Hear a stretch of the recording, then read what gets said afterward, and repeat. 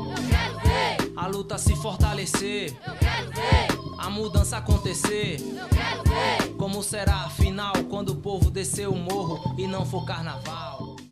Olá, tudo bom? Começa agora mais uma edição do programa Eu Quero Ver, uma produção da Central Única dos Trabalhadores de Alagoas. E a nossa equipe acompanhou um curso de formação sindical, onde os dirigentes sindicais receberam instruções sobre a luta da classe trabalhadora. Várias entidades sindicais promoveram um curso de formação sindical na última sexta-feira. Entre elas, o Sindipol, Sindineal, Sintuneal, o Grupo de Estudo Marxista da Uneal e entre outros. O curso foi realizado no auditório do Sindisaúde e foi conduzido pelo dirigente da Executiva Nacional da CUT, que fez esclarecimentos sobre história e concepção sindical e sobre os desafios dos movimentos sindicais, onde a importância da luta da classe trabalhadora está relacionada às conquistas e os bons resultados das mobilizações. Estamos aqui em Maceió com muita satisfação, fazendo um curso de formação sindical sobre a história do sindicalismo no Brasil. Desde as suas origens no século XIX, quando ainda havia mão de obra escrava aqui no Brasil, até os desafios atuais que o sindicalismo, em particular o sindicalismo da CUT, enfrentam no Brasil e no cenário internacional. Então é uma atividade com companheiros de vários sindicatos que se reuniram para fazer essa atividade e que visa exatamente ajudar na formação dessa nova camada de dirigentes sindicais alagoanos. Todo curso que é realizado hoje, voltado para o movimento sindical e que tem por objetivo esclarecer a situação política e de crise mundial que desde 2008 tem atingido o mundo, é muito bom, porque fortalece o esclarecimento, prepara as categorias para organizar melhor o movimento sindical, organizar melhor as lutas e permite que nós nos preparemos para os embates que virão pela frente. Todo curso nos permite ter uma visão geral, não só dos nossos problemas locais do Brasil, mas relacionar esses problemas com a situação global, que é a situação do modo de produção capitalista.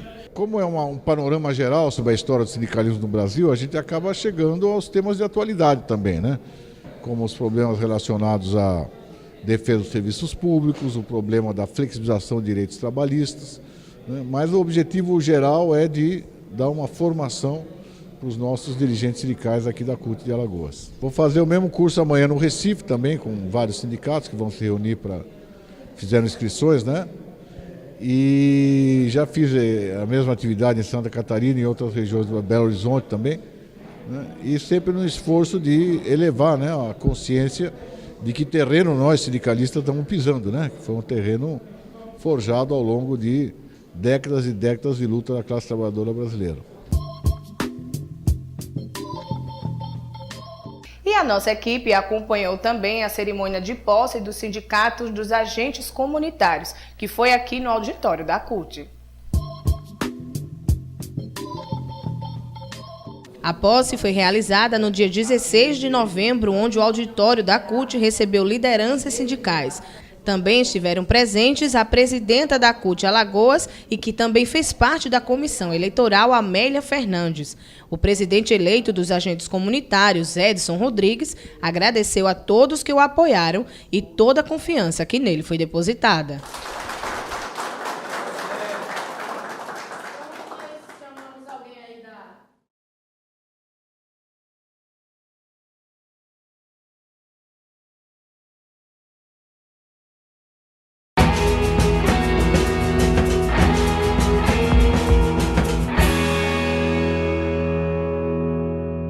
Eu gostaria de saber qual a importância do sindicato na minha vida.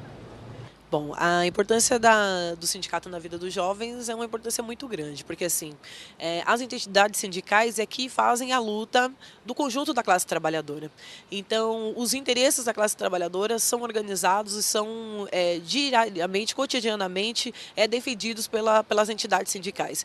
E o jovem hoje, por ser o jovem que está sendo inserido no mercado de trabalho de forma precarizada, os sindicatos têm toda a liberdade de defender, não somente no nos locais de trabalho, os direitos que esses jovens deveriam ter, porque na grande maioria os jovens não têm os direitos garantidos, porque eles são contratados de forma precarizada e não tem nenhum tipo de proteção social, porque não tem contrato de trabalho, e ele tem também um papel de contribuir com as políticas públicas, de organizar, de pensar políticas públicas para a juventude, no que diz respeito à educação, no que diz respeito ao trabalho, no que diz respeito ao acesso desse jovem aos meios de comunicação, ao esporte, ao lazer, à cultura. Então, a importância do sindicato para a organização da juventude hoje é muito grande por esse jovem estar de forma precarizada, marginalizada no mercado de trabalho. Eu ouço muitas notícias sobre violências nas escolas. O que está sendo feito para melhorar a situação? O que deveria estar sendo feito era, por conta do Estado, né? Aqui em São Paulo, pelo governo estadual, deveria ter um trabalho que não seja só de aumentar o policiamento, mas que seja um trabalho junto à nossa juventude, junto às famílias dos nossos estudantes e também com o policiamento que melhore as condições de trabalho dos professores e a condição de estudo dos próprios alunos. É mais atenção. Não é? É um enfoque mais na prevenção, é um enfoque no tratamento, em projetos de política, em políticas públicas para os nossos jovens, para os nossos adolescentes, que façam a escola de tempo integral verdadeira, né? É um bom caminho para que os nossos jovens tenham atividades que permitam a eles não estarem em contato constantemente com os perigos, né, que existem aí quando você não está bem orientado.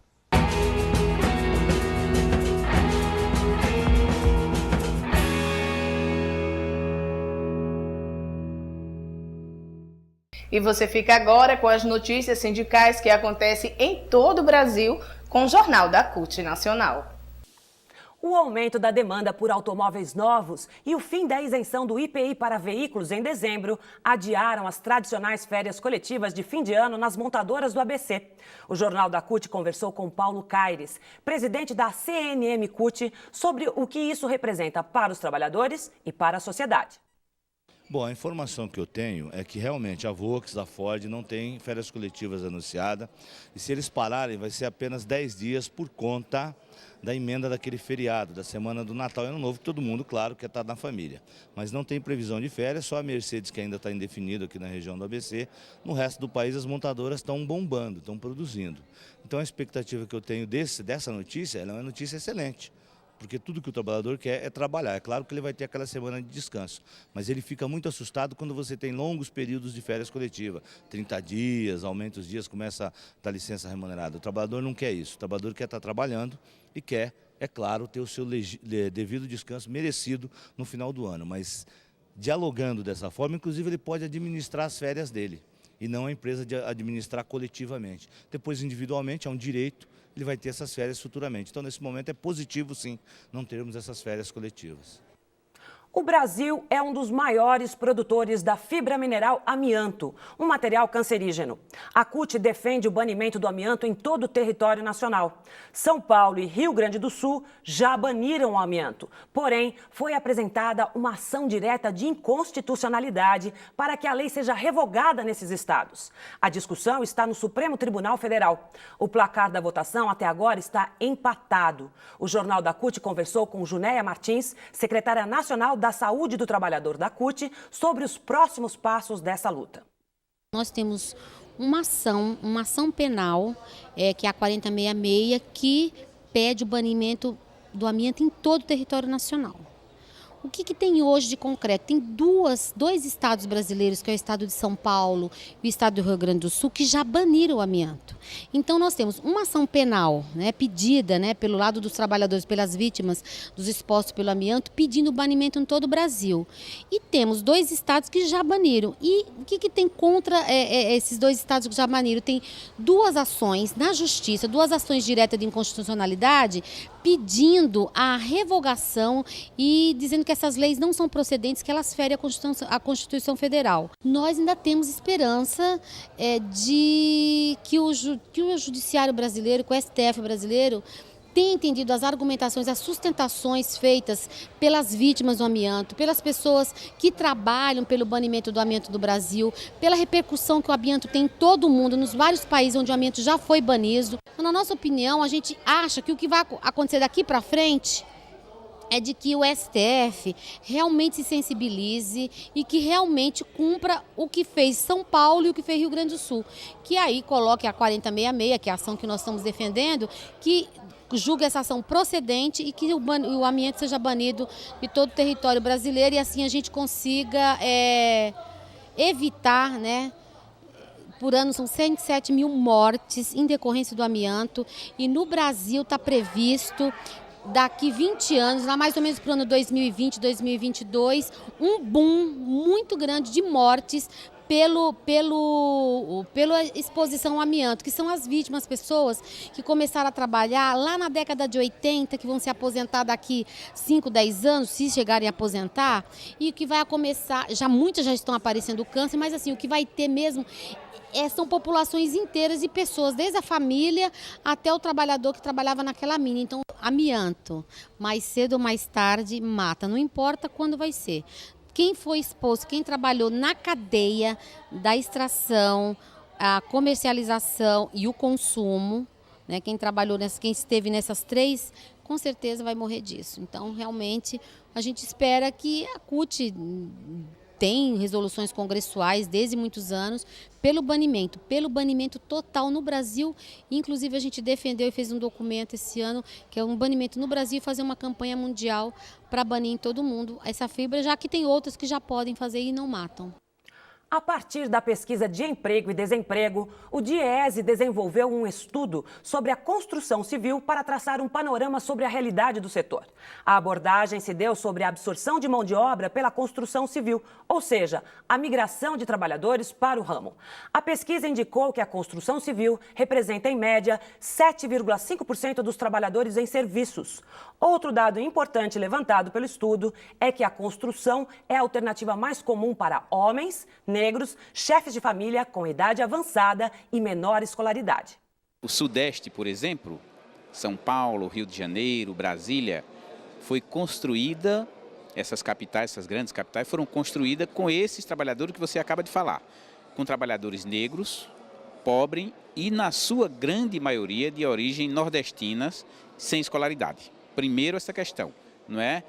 A construção civil, ela nunca foi olhada com tanta intensidade como agora, porque eu sou pedreiro, por exemplo, mas a grande maioria dos pedreiros, carpinteiros, armadores da minha época foram formados na prática. Portanto, não se exigia uma escolaridade. Agora, tem o fenômeno do boom da construção civil no Brasil inteiro. Construção de habitações, construção de grandes obras de infraestrutura e nessa velocidade é lógico que as empresas precisam de pessoas. Não tinha pessoas formadas no mercado. Essa indústria, a construção civil, deixou de ser atrativa em toda a década de 90. Ela deixou de ser atrativa, primeiro, por pagar muito mal, ter uma péssima remuneração, por acidentar e matar e mutilar muita gente, entendeu? E não oferecer as mínimas condições de trabalho. Então, a juventude não se preocupou em procurar trabalho nessa categoria. Isso eu acho que o DIEESE deve ter também avaliado. Com o advento do crescimento, do desenvolvimento do país, é lógico que o desenvolvimento passa exatamente pela construção civil. Eles não tinham de buscar mão de obra qualificada, foram buscar os jovens, na grande maioria do interior dos estados, que não tinham se preparado para trabalhar ainda em nenhuma função, porque estavam lá no seu interior, né, ou nas periferias da grande cidade. É por essa razão que a gente tem hoje, eu diria que mais de 60% da categoria de trabalhadores que não têm nem o ensino fundamental completo e não passaram por um curso de formação profissional. Inclusive, a CUT tem um desafio muito grande, que é discutir qual a nossa política de formação profissional. Aquela política que forma para a empresa ou uma política de formação, né, profissional e intelectual que forma para a vida. Por essa razão, eu acho que a pesquisa mostra um retrato do que é hoje os trabalhadores da construção civil, que está trazendo essa preocupação não só para a Cental, mas para todos os sindicalistas que são do ramo e que também estão preocupados com essa situação, porque fragiliza muito a categoria. O livro, que trata da trajetória do MST e da luta pela terra no Brasil, ganhou recentemente sua segunda edição. Já foram vendidas mais de 10 mil cópias da obra, que resgata a história do MST pelo depoimento de João Pedro Stedley, coordenador do movimento. O livro foi escrito a partir de um diálogo entre Stedley e o professor e geógrafo Bernardo Mansano Fernandes. O Jornal da CUT conversou com o autor sobre este importante documento. O que tem de bonito nesse livro é a gente perceber como que as famílias sem terra, organizadas, elas constroem espaços de socialização política, elas tomam decisão, elas ocupam a terra, elas reivindicam do governo o acesso à terra através da política de reforma agrária, elas reivindicam do governo um conjunto de políticas para desenvolver a agricultura. Elas fazem uma verdadeira revolução ao sair de uma situação de excluídos e se tornarem agentes do desenvolvimento do Brasil. E isso mostra, esse livro mostra muito bem, algumas pessoas costumam distinguir o MST das famílias sem terra. Nesse livro nós mostramos que essa distinção é impossível. Ou seja, o MST é exatamente o movimento popular que tem as pessoas mais simples do Brasil, as pessoas mais pobres do Brasil, que estão construindo a sua dignidade através do seu próprio trabalho, através da sua própria luta. A reforma agrária ela é uma questão polêmica. Há no Brasil quem diga que a reforma agrária não exista e há quem diga que ela foi realizada ou que ela está sendo realizada, né? Evidentemente que se nós pegarmos, por exemplo, o índice de Gini, 0,857, é o segundo mais alto do mundo. Então, como que eu posso falar de um país que fez a reforma agrária e tem um índice de concentração fundiária tão alto? Mas, por outro lado, nós temos 80 milhões de hectares de terras que foram destinadas à reforma agrária. Ou seja, 80 milhões de hectares, para nós termos ideia, são 5 vezes a Inglaterra, o território da Inglaterra. Então, também não dá para eu dizer que não houve reforma agrária com uma utilização de uma área tão grande quanto a que nós temos no Brasil. O que acontece é que a maior parte dessas terras, tanto pelo governo Fernando Henrique Cardoso quanto pelo governo Lula, foram utilizadas através de regularização fundiárias. Essas terras foram repassadas e nessas terras foram implantados assentamentos através da regularização fundiária. Ou seja, a desapropriação ela é 30%. A parte da desapropriação é de 30%, enquanto a maior parte é regularização fundiária. Nesse sentido, muitas pessoas dizem que não houve reforma agrária. Mas nós temos 1 milhão de famílias, 80 milhões de hectares. Então, eu defendo que houve reforma agrária, está havendo e precisa haver mais. O livro de 176 páginas está à venda em livrarias ao preço de R$ 15. O dia 9 de novembro é uma data histórica para os metalúrgicos. Há 24 anos, uma greve parou a Companhia Siderúrgica Nacional, a CSN, em Volta Redonda, Rio de Janeiro. Por conta da repressão militar, 3 companheiros foram mortos na ocasião. Os metalúrgicos da CSN, na época uma siderúrgica estatal, lutavam pela implantação do turno de 6 horas, reposição salarial e reintegração dos demitidos por atuação sindical. No dia 7 de novembro de 1988, operários entraram em greve. No dia 9, soldados do Exército de vários quartéis do Estado e do Batalhão de Choque da Polícia Militar do Rio de Janeiro dispersaram uma manifestação em frente ao escritório central da companhia e invadiram a usina. Mataram William Fernandes Leite, 22 anos, com um tiro de metralhadora no pescoço. Valmir Freitas Monteiro, 27 anos, com tiros de metralhadora nas costas. E Carlos Augusto Barroso, 19 anos, com esmagamento de crânio. A CUT prestou uma homenagem aos trabalhadores com a exibição de um noticiário da época e 1 minuto de silêncio durante o encontro do Macro Setor Indústria, realizado nos dias 8 e 9 deste mês, em São Paulo. Para encerrar as atividades da CUT São Paulo no mês da Consciência Negra, está sendo realizado nesta quinta o seminário Negro Plural, o negro na sociedade atual. O seminário abordará temas como o negro na arte, a política de cotas e a Lei 10.639/03, além de políticas públicas, ações afirmativas. O objetivo é discutir a atual situação do negro no Brasil e seu papel na educação, cultura e política. E o Jornal da CUT fica por aqui. Até a nossa próxima edição. E termina agora mais uma edição do programa Eu Quero Ver. Mas se você deseja rever e acompanhar as nossas matérias, acesse o nosso blog que vai aí agora na sua tela, euquerovercut.blogspot.com. O nosso Facebook é programa Eu Quero Ver. E se você deseja enviar críticas e sugestões, mande pra gente, euquerovercut@gmail.com. Muito obrigada pela sua companhia e amanhã a gente se encontra. A luta se fortalecer, Eu quero ver. a mudança acontecer. Eu quero ver. Como será afinal quando o povo descer o morro e não for carnaval?